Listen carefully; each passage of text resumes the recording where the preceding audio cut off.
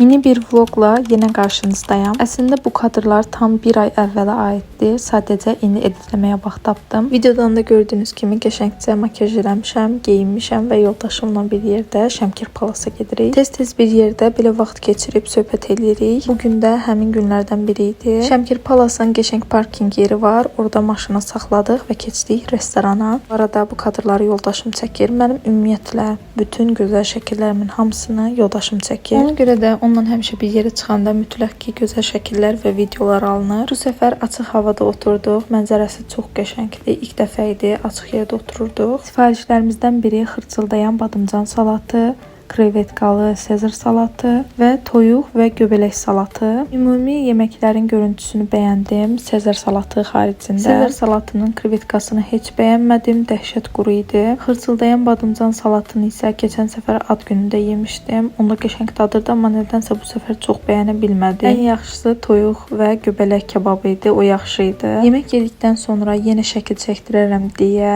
dodaq boyamı yenilədim. Dodaq qələmi olaraq Miss Teis 41 moka rəngini istifadə elədim. Mənim izləyicilərim artıq bilir ki, bu mənim sevimli qələmimdir. Dodaq boyası olaraq isə Maybelline'in Vinyl Ink pepper rəngini istifadə etdim. İndi isə sizə ümumi geyimimi göstərmək istəyirəm.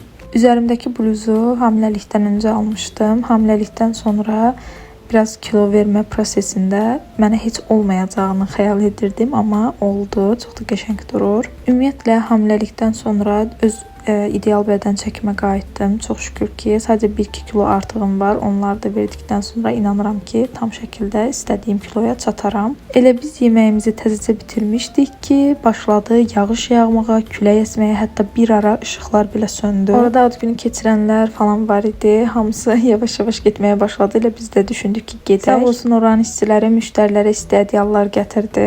Gözlədik bəlkə hava düzələr, amma əksinə daha da pisləşdi. Ona görə getmək məcburiyyətində qaldıq. Bu arada Şəmkir Palasın xidmət səviyyəsini çox bəyənirəm. Fuad dedi, get maşında otur, özü isə hesabı ödəyib gəldi. Düzdür, günümüz biraz yağışlı və küləkli keçdi, amma ümumi olaraq çox bəyəndik. Hətta Şəmkirdə 1-2 tur fırlandıq, qəşəng söhbət eləyə-eləyə. Yəni sırazı evə qayıtmadıq. Bu mənim üçün çox xoş oldu. Ümid edirəm video sizlər üçün maraqlı oldu. Maraqlı oldusa əgər like etməyi, kayd etməyi və rəy bildirməyi unutmayın. Bu sizin mənə göstərdiyiniz dəstəkdir. Hər birinizi çox istəyirəm.